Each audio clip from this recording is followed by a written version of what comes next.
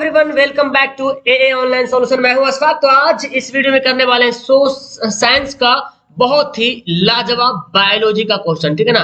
तो बायोलॉजी अगर आपने पढ़ रखा है तो आपको इन पांचों में से पांच का सही जवाब देना है। और ये क्वेश्चन सब्जेक्टिव है एंड सबसे इंपॉर्टेंट बात ये है मेरे प्यारे स्टूडेंट कि यहाँ पे इन सवाल को हिंदी को इंग्लिश में भी ट्रांसलेट किया गया है। तो जो इंग्लिश वाले बच्चे यानी कि चाहे बिहार बोर्ड, यूपी बोर्ड, चाहे सीबीएसई बोर्ड को बायोलॉजी का सब्जेक्टिव क्वेश्चन अगर पढ़ना है तो इन पांचों को जरूर पढ़ेंगे आप, नहीं तो फिर आप उसको जरूर याद करेंगे। अगर आपको याद नहीं है तो जरूर लिख करके याद करना। ओके, उम्मीद करूंगा आप क्वेश्चन को नोट करेंगे और याद करेंगे। तो मैं क्वेश्चन को अंडरस्टैंड करूंगा, है ना, आपको समझ में बहुत आसानी तरीके से आएगा। 50% यहाँ पे समझ में आएगा, 50% खुद तुम लोग कर लेना। तो ये नीचे डिस्क्रिप्शन में इसका लिंक दिया हुआ है, जरूर ज्वाइन हो जाना। टेलीग्राम का लिंक दिया हुआ है और ये चैनल जो दिख रहा है जल्दी से जो सब्सक्राइब नहीं किया जल्दी से इसको सब्सक्राइब कर लेंगे। तो चलिए सवाल स्टार्ट करते हैं। सबसे पहला सवाल हमारा है, वाष्पोत्सर्जन क्रिया का पौधों के लिए क्या महत्व है। इसको समझते हैं, वाष्पोत्सर्जन को कहते हैं किसको, इंग्लिश में समझ लेंगे तो बहुत आसान तरीके से हो जाएगा, ठीक है ना। पहले हिंदी में समझाते हैं, वाष्पोत्सर्जन क्रिया का पौधों के लिए क्या महत्व है। देखिए 2 से 3 नंबर वाला सवाल है, आपको इन कम से कम 2 से 3 नंबर वाला पूरा का पूरा सवाल आपको याद होना चाहिए। बाकी 5 नंबर वाला सवाल तो आप लोग लास्ट में पढ़ोगे, लिखोगे, जितना उसको प्रैक्टिस करोगे ना, जितना लिखोगे उतना अच्छा तरीके से याद कर पाओगे आप, ठीक है। तो बोला गया वाष्पोत्सर्जन क्रिया होता है क्या और पौधों के लिए क्या महत्व है। देखिए वाष्पोत्सर्जन क्रिया पौधों के लिए बहुत महत्वपूर्ण है। क्यों महत्वपूर्ण है भाई? क्योंकि पौधे के मूल से, मूल मतलब जड़ है ना, मूल को मतलब क्या, जड़, पौधे के मूल से चोटी तक मतलब फुलंगे एकदम ऊंचाई तक, मतलब जड़ से एकदम ऊंचाई तक लगातार जल की धारा वाष्पोत्सर्जन के द्वारा ही प्रवाहित होती है। तो बहुत ही इंपॉर्टेंट है यहाँ पे वाष्पोत्सर्जन क्रिया हो रहा। अगर वाष्पोत्सर्जन की क्रिया नहीं होगी तो मूल यानी कि जड़ से लेकर चोटी तक जो है जल की धारा नहीं पहुंच पाएगी। तो जल जो प्रवाहित हो रहा है पौधों में मूल से लेकर चोटी तक किसके द्वारा हो रहा, वाष्पोत्सर्जन क्रिया के द्वारा प्रवाहित होती है। यह खनिज अवशोषण और परिवहन में भी सहायता करता है। देखिए तो एक जल पहुंचाने का काम कर रहा वाष्पोत्सर्जन और दूसरा क्या काम कर रहा, खनिज अवशोषण, खनिज का अवशोषण कर रहा यानी कि एब्जॉर्ब कर रहा, ठीक है ना। एंड परिवहन मतलब एक जगह से दूसरी जगह ले जाने में भी सहायता करता, कौन, वाष्पोत्सर्जन। तो सबसे पहली बात तो पौधों के मूल से चोटी तक ले जाने में, जल को ले जाने में प्रवाहित करता है, मदद करता है और खनिज को अवशोषण करता है और परिवहन में भी सहायता करता है। इसके अलावा यह पौधों के तापक्रम को बनाए रखता है। बहुत ही इंपॉर्टेंट ये लाइन है कि वाष्पोत्सर्जन अगर नहीं होगा तो पौधे का टेम्परेचर नहीं रह पाएगा, ठीक है, टेम्परेचर जो है बैलेंस नहीं रह पाएगा, संतुलन नहीं रह पाएगा। तो पौधों के तापक्रम का मतलब कौन सी क्रिया है जो पौधों के टेम्परेचर को बैलेंस करके रखता है, कौन है, वाष्पोत्सर्जन है। अब समझ लेते हैं इंग्लिश में, यहाँ पे देखिए क्या है, ट्रांसपायरेशन बोलते हैं ना वाष्पोत्सर्जन का। Transpiration is a very important for the plant. A continuous stream of water flows from the root. देखिए जड़ से लेकर एकदम स्ट्रीम तक, एकदम फुलंगी तक, लास्ट तक of the plant to the top through transpiration, मतलब जड़ से लेकर एकदम स्ट्रीम तक उसका ट्रांसपायरेशन होता है। मतलब समझ रहे हैं क्या होता है, परिवहन होता है। It is also helps in mineral absorption, मतलब खनिज को एब्जॉर्ब करता है एंड ट्रांसपोर्ट, और क्या करता है, उसको परिवहन करता है। अपार्ट फ्रॉम दिस, इसके अलावा क्या होता है, अपार्ट फ्रॉम मतलब इसके अलावा, it helps in maintaining the temperature balance of the plant help. तो ये क्या करता है, इसके अलावा इसको हेल्प करता है ना, मतलब टेम्परेचर बनाने में, टेम्परेचर को मेंटेन करने में कायम करता है, ठीक है। ये वाला जो हेल्प यहाँ पे ये नहीं होगा, ठीक है। तो इंग्लिश वाले स्टूडेंट समझ गए अच्छे तरीके से। चलिए आगे पढ़ते हैं। जीवाश्म की आयु कैसे ज्ञात किया जाता है। जीवाश्म किसको कहते हैं, फोसिल डिटरमाइंड। जीवाश्म की आयु अगर ज्ञात करना है, the age of a fossil determined, कैसे ज्ञात किया जाता है। देखो जीवाश्म की आयु ज्ञात करने की विधि को रेडियो कार्बन काल निर्धारण कहते हैं। क्या कहते हैं, रेडियो कार्बन काल निर्धारण, मतलब रेडियो कार्बन काल के द्वारा जो है जीवाश्म की आयु ज्ञात की जाती है ना। जीवाश्म की आयु किसे ज्ञात की जाती है, रेडियो कार्बन काल, या तो बोलता है रेडियो कार्बन 14 पद्धति भी बोलता है, रेडियो कार्बन 14 सिस्टम भी बोलते हैं, ठीक है। तो रेडियो कार्बन काल निर्धारण के द्वारा जो है जीवाश्म की आयु ज्ञात की जाती है। इस विधि से जीवाश्म की आयु ज्ञात होती है।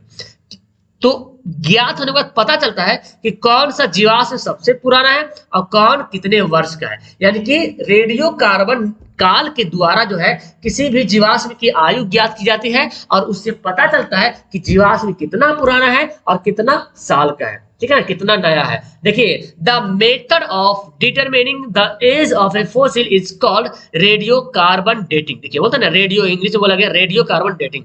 Bye this method the age of the fossil is known, मतलब इसी मेथड के द्वारा जो है रेडियो कार्बन किसी का क्या होता है, जीवाश्म की एज को पता लगाया जाता है। Which fossil is the oldest and how old it is, मतलब कितना कोई भी जीवाश्म कितना ओल्डेस्ट है, कितना पुराना है और ये कितने वर्ष का है, तो ये किससे पता चलता है, रेडियो कार्बन डेटिंग से पता चलता है। क्लियर है।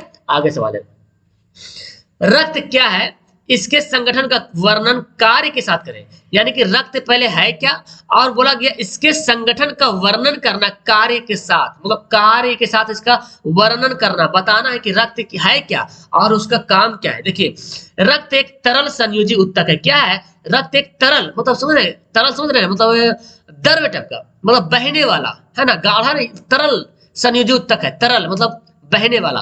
तो रक्त एक तरल संयोजी उत्तक है, टिश्यू है, जिसका रंग जो है एक विशेष प्रकार की प्रोटीन हीमोग्लोबिन के कारण लाल होता है। तो भाई साहब कितना आसान सा सवाल का जवाब यहाँ पे हो रहा है कि रक्त एक तरल संयोजी उत्तक है जिसका रंग जो ना एक विशेष प्रकार के प्रोटीन पाया जाता है रक्त में, हीमोग्लोबिन, और उसी के कारण लाल होता है ना जी। अब इसके कार्य समझते हैं, रक्त के काम क्या है। देखिए, यह ऑक्सीजन का परिवहन करता है, सबसे पहली बात है ना।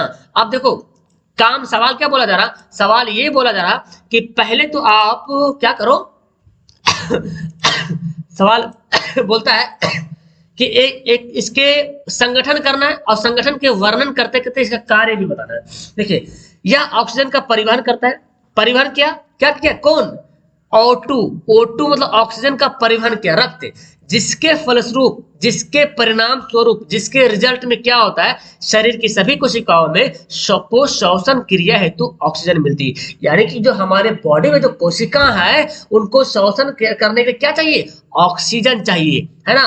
तो रक्त जो ऑक्सीजन का परिवहन करता है, जिसके फलस्वरूप ये होता है कि शरीर में जितनी सारी कोशिकाएं हैं ना, उनको श्वसन क्रिया के लिए ऑक्सीजन प्राप्त होता है और ऊर्जा उत्पादन होता है। यानी कि हमारे बॉडी में जो एनर्जी आता है, कहां से आता है, वो कोशिका आता है। अगर कोशिका को श्वसन नहीं मिल पाएगा तो हमारे बॉडी में एनर्जी भी नहीं आ पाएगा। यानी कि पूरा मानव जाति या कोई भी जीव जंतु पूरा का पूरा कोशिका पे डिपेंड है ना। यानी कि पूरा तो बॉडी कोशिका ही बना हुआ है, ठीक है ना। तो हम एक्चुअली ना, हमारे बॉडी में जो एनर्जी आ रहा है, कोशिका को एनर्जी मिलेगा तो हमको एनर्जी मिलेगा, ठीक है ना।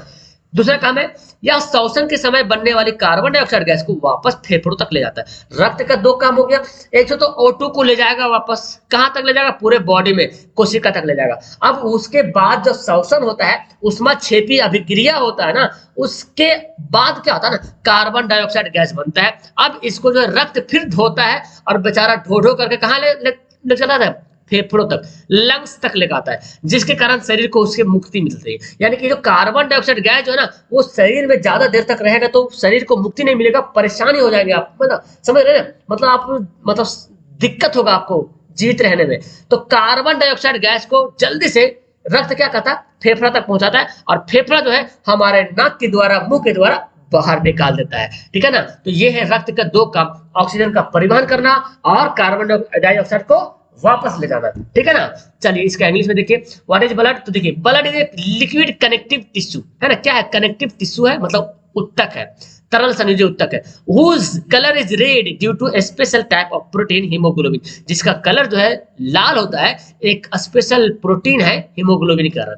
अब इसका काम देख लेते हैं। इट ट्रांसपोर्ट ऑक्सीजन, क्या करता है, ऑक्सीजन को ट्रांसफर करता है। As a result of which all the cells of the body get oxygen for respiration and energy it is produce. तो क्या होता है, जिसके कारण होता है पूरा कोशिका को जो सेल होता है उसको बॉडी तक पहुंचता है और बॉडी में उस कोशिका को रिस्पायरेशन करने के लिए, श्वसन करने के लिए ऑक्सीजन मिलता है एंड उससे क्या होता है, एनर्जी निकलता है, ठीक है ना। It brings the carbon dioxide produce during respiration back to the lungs, मतलब कार्बन डाइऑक्साइड गैस को क्या करता है, लाता है, कहां तक लाता है, श्वसन के बाद, श्वसन के बाद जो ना क्या होता है, लंग्स को वापस भेजता है, और उसके कारण क्या होता है, बॉडी उससे छुटकारा पाता है, body gets rid of it, इससे क्या होता है, छुटकारा पाता है।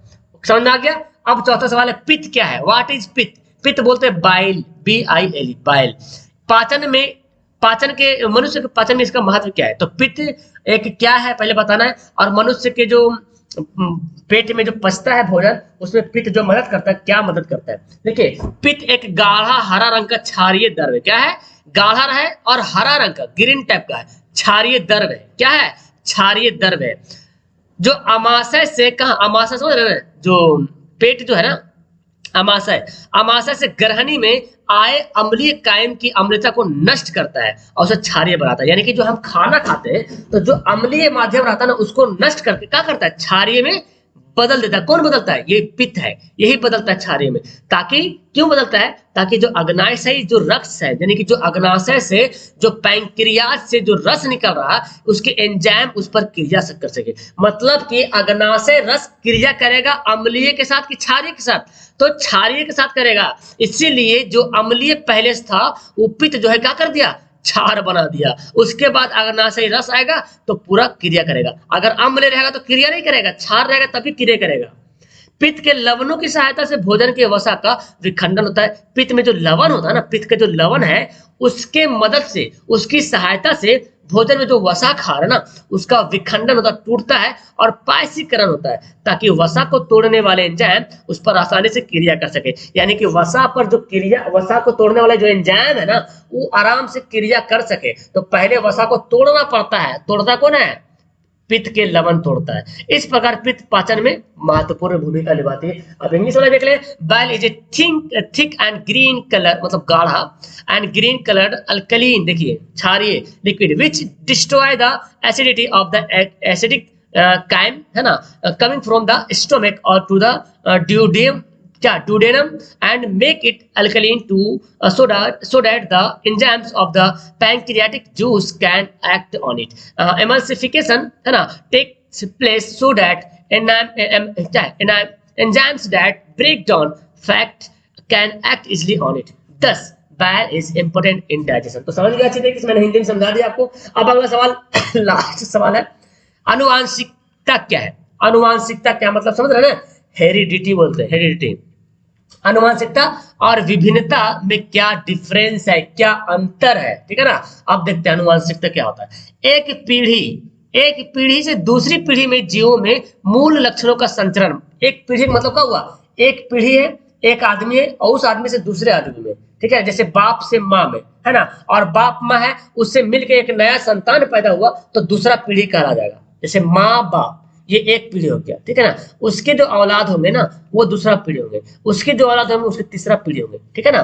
तो बोला कि एक पीढ़ी से दूसरी पीढ़ी में जीवों में जो मूल लक्षणों का संचरण जो होता है, उसको क्या कहते हैं? अनुवांशिकता के लक्षण। समझ रहे ना, अगर माँ बाप काला है तो अक्सर उसका बेटा बेटी भी काला होता है, ठीक है ना, उसके पोता भी काला होगा, ठीक है ना, उसके पर पोता भी काला होगा। अगर गोरा तो सब गोरा होगा, अगर शरीफ है तो अक्सर शरीफ होगा, कोई कोई बदमाश निकल जाता है, ठीक है ना।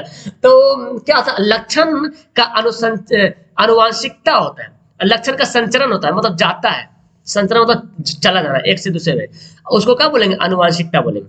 यह संचरण एक पीढ़ी से दूसरी पीढ़ी में जनकों के युवकों के द्वारा होता है। यानी कि जो संचरण होता है ना, एक पीढ़ी से दूसरी पीढ़ी में जाता है, कैसे जाता है? जो जनक है, जो जन्म करने वाला माता पिता जो है ना, उन दोनों के जो युग्मक जो मिला ना, जिसको जायगोट कहते हैं, जिसके माध्यम से होता है ये काम। अब देखो, एक ही प्रकार के जनक से उत्पन्न विभिन्न संतानों में कुछ ना कुछ तो अंतर निश्चित रूप से पाया जाता है। समझ रहे हो ना, एक ही प्रकार के जनक, अगर एक ही प्रकार के जनक है, अब ये दोनों माँ बाप है, ठीक है ना। अब इससे जो संतान पैदा होगा, तो ये संतान होगा ना एकदम ज्यादा लंबा होगा, और दूसरा संतान होगा तो कभी नाटा हो सकता है, तीसरा संतान होगा तो हो सकता है मुंह पे दाना हो 4-5 ठो, है ना, मतलब काना बहरा हो। दूसरा संतान हो तो लैंगड़ा भी हो सकता है, अपाहिज भी हो सकता है। तो वही बोला जा रहा कि एक ही प्रकार के जनक अगर है तो उससे उत्पन्न संतान हो रहा ना कुछ तो जरूर अंतर एकदम कन्फर्म है। शकल को जरूर सबका, अगर ये पहला बच्चा है तो इसका माँ पे शकल मिलेगा, दूसरा बच्चा है तो हो सकता है बाप पे मिल जाए, तीसरा बच्चा है तो दादा पे चल जाएगा, चौथा बच्चा तो फूफी पे चल जाएगा, है ना, बुआ पे चल जाएगा, फूफी पे चल जाएगा, नानी पे चल जाएगा, है ना, मामा पे चल जाएगा। मतलब कि एक ही प्रकार के जो जनक है, पैदा करने वाले माँ बाप है, उनके अगर संतान अलग अलग है तो कुछ ना कुछ तो एकदम कन्फर्म है अंतर होगा। और आप लोग मतलब क्या, हम लोग आप लोग एकदम पूरा इसको प्रैक्टिकली जान सकते हैं कि अंतर होता है रियली में। अब देखिए एक ही जाति के विभिन्न सदस्यों में पाए जाने वाले यही अंतर को भिन्नता कहते हैं ना। तो एक पीढ़ी से दूसरी पीढ़ी में जो लक्षण चला गया है उसको आनुवांशिकता कहेंगे, और एक ही प्रकार के जनक से अनेक प्रकार के जो संतान हो रहा और उन संतानों में जो कुछ ना कुछ डिफरेंस पता चल रहा उसको क्या बोलेंगे, विभिन्नता बोलेंगे, है ना, यानी कि वेरिएशन बोलेंगे। अब देखिए डिफरेंस का ना हेरेडिटी मतलब समझ रहे, आनुवंशिकता एंड वेरिएशन मतलब विभिन्नता। देखिए the transmission of basic traits it organism from one generation to another is called heredity, मतलब एक पीढ़ी से दूसरी पीढ़ी में जाना जो क्या होता है हेरेडिटी कहलाता है। This transmission takes place from one generation to the next through the gametes of the parent, मतलब पेरेंट का माता पिता का जो गैमेट होता है, सॉरी युग्मक का गैमेट होता है, गैमेट जो होता है ना उसके माध्यम से एक पीढ़ी से दूसरी पीढ़ी जाता है। अब होता है there is a definitely some difference between the different offspring produced from the same type of the parent, मतलब अगर माता पिता सेम है उसके जो बच्चे हो रहे हैं तो उन सब बच्चों में कुछ ना कुछ तो जरूर डिफरेंट पाया जाएगा, और यही डिफरेंस जो पाया जा रहा ना उसी को क्या बोलेंगे, उसी को वेरिएशन बोलेंगे, उसी को विभिन्नताएं बोलेंगे। तो उम्मीद है कि पांचों के पांचों सवाल आपको 50% तो जरूर समझ में आ गया। अब 50% के लिए आपको मेहनत क्या करना है, इन सभी सवाल को आपको अपने कॉपी पर छाप देना है, ठीक है ना, छापिए, स्क्रीनशॉट ले लीजिए, छाप लीजिए, नहीं तो आप टेलीग्राम से भी इसका पीडीएफ ले सकते हैं। लेकिन मैं एकदम कंफर्म हूं जिसने पूरी वीडियो देखा होगा, कंफर्म मेरा उम्मीद है ये पूरा कि आपको कम से कम 50% तो जरूर याद हो गया होगा, ठीक है ना, मुझे कमेंट जरूर करना। और 50% आपको खुद से याद होगा, लेकिन कैसे याद होगा, पहले इसको 50% आपको याद करने के लिए कॉपी पर लिखना पड़ेगा इस सवाल को। अगर लिखा हुआ तब तो अच्छी बात है, और नहीं लिखा हुआ है तो पहले आप इसको कॉपी में लिखिए, कॉपी में लिखिएगा और उसको पढ़िएगा, तब आपको 50% आसानी से याद हो जाएगा। तो उम्मीद है कि आपको ये वीडियो बहुत ही मजेदार एंड बहुत ही इंपॉर्टेंट लगा होगा, बहुत ही हेल्पफुल लगा होगा। तो प्लीज अगर आपको हेल्पफुल लगा तो वीडियो को लाइक करेंगे, एंड अगर पहली बार चैनल पे विजिट कर रहे हैं तो आप चैनल को जरूर सब्सक्राइब करेंगे। इसके लिए थैंक्स फॉर ऑल, एंड मिलता हूँ नेक्स्ट वीडियो में, बाय बाय।